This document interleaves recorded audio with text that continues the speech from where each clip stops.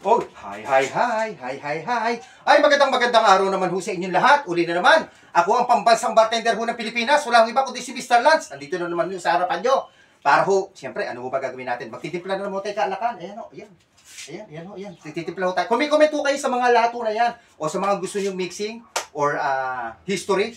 Aba, ay comment nyo lang ho dyan. Sasagutin ho natin. At paki-comment kung saan nyo lagaro napanood pa. Kung saan yung lugar na panood para malaman ko lang kung saan yung nakakarating ang aking mga content, aking mga ginagawang vlog na to at aking mga pagtitimpla ho, no? Okay? Tapos ano pa ho ba? Ay ba, shout out sa lahat ng aking followers, ano?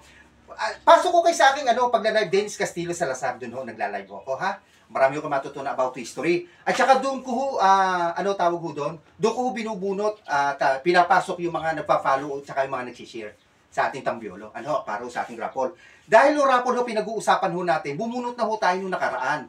Ang nabunot ho natin ni si Shaina Abinido, si Kim Mates, at saka si Lix Camera Tanyo. Yung kay Shaina Abinido, naibigay ko na ho yung 200 niya, through Gcash, nananawagan ho ko kay Kim Mates, parang minawawala. At saka ho kay Lix Camera Panyo. Ayan ho, coordinate ho kayo sa akin, yung Gcash nyo, kailangan ko na para maipadala ko sa inyo yung inyong 200. Okay? Ayan. Next month to, by April, ito ho pamimigay natin. Champagne and sparkling ho, pamimigay ho natin, ha? Yan ho.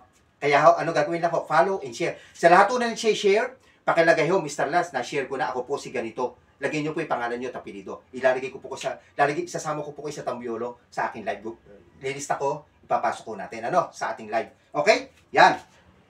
Ano ho ba topic? Yan ang inaantay ng iba. Ang topic ko natin, ang pinakamahal ho na whiskey sa buong mundo. Third na expensive whiskey in the world. Ano ho ba yun? Yan, taranan. Ito na ho sa harap nyo. Itong tinatawag na Macallan or Damakalan. Yan ho, no? Ano ho ba itong Damakalan? Itong Damakalan, founded ho to noong 1824. Ito ang kauna-unang first licensed distillery sa Scotland sa United Kingdom. Ilan ho bang klase ang Macallan? Napakarami ho nito. There are 24 variety or variant.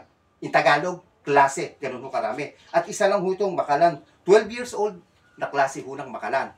Bakit ho ba sinasabi ang Macallan ay tatlo sa pinakamahal na expensive na whiskey sa buong mundo? Alam nyo kung bakit? Kasi yung pangatlo ho, kasi meron ho tinatawag na top 10 expensive whiskey in the world, At pito ho ay pumasok ho ang Macallan.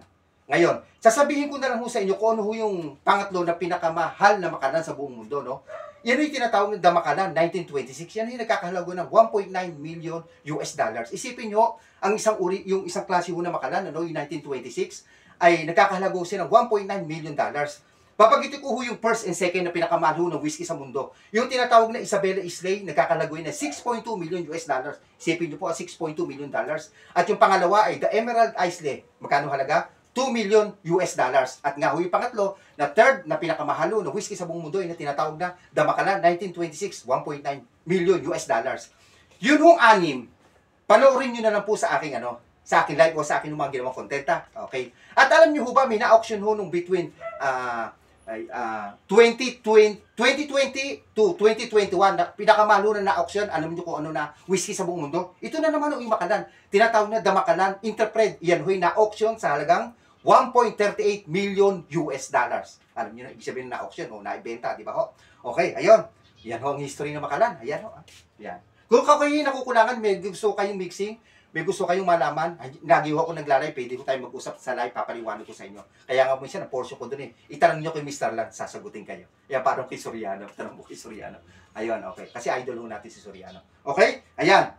Tapos ho tayo sa Macallan. Okay? Ano ba gagawin nating mixing nyo dito? Napakasimple lang. So, napakasimple, juices lang ho ang ating ihahalo, itong tinatawag na cranberry juice, ito lang ho ihahalo natin. Kailan ho ba nag-start ang cranberry juice at sino ho ba ang nag-founder ho nito? Ito ay nag-start noong 1683 ang cranberry juice. Ito ay nagmula ho sa North America, itong cranberry juice. Alam niyo ba, 3 tao ho ang pasimuno kung bakit ito lumaganap itong cranberry. Sila ho yung mga growers, nagparami, nagbote, nagbenta. Alam niyo kung sino-sino ho ito? At ang pangalan niyo si Marcus Uran, Elizabeth Lee, at yung laso ay si John Makepeace. Sila hong 3 ang pasimuno kung bakit ito nagkaroon ng cranberry. Yung plantation, yung pagpaparami, pagbebenta, at pagbobote. Okay? Yan. Ano ba baso ho natin yan? Walang iba kundi highball glass, chorus glass, pwede nyo gamitin. At syempre, Lalagyan lang ho natin yan ng full of ice. Yan. Okay? Ayan. Ayan o, ayan. And then, lagyan ho natin, ilan ho jigger? Sige, generous amount ho tayo ngayon. Lagyan ho natin ng 2. Oh, ayan. Napakasimple ho na itong mixing na to, pero masarap. Siyempre, third expensive whiskey ba naman ho gamitin ho natin? Di ba? Ba't hindi ho sasarap yan? Ayan. And then, stir lang ho natin. Ayan. And then, lagyan ho natin ng cherry. Ho tayo ng 3. Ayan. Ito ho. Special ho ginamit ho natin. Special din ho igagarnish ho natin. 1, 2, 3. Ayan ho. Ibagsak ho natin ganyan. Wow! Tapos, gamit ho tayo ng American lemon.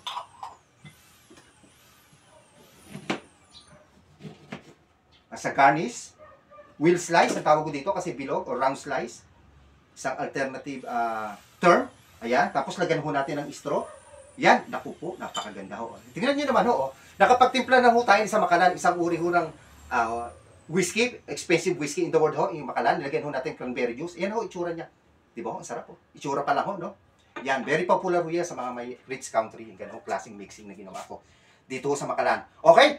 Paano? Kung kayo may request ha, kung kayo may gustong ipatimpla, comment lang ho kung saan nyo napanood, paki-comment nyo naman ho, kung saan lugar na ho nakarating. Okay? Paki-follow, paki-share ha, lahat na mag-share, champagne ho ang mapanalunan next April. Okay? Makalan. Bye-bye! Ako pambasang bartender ho ng Naspi, si Mr. Lance. Thanks for watching.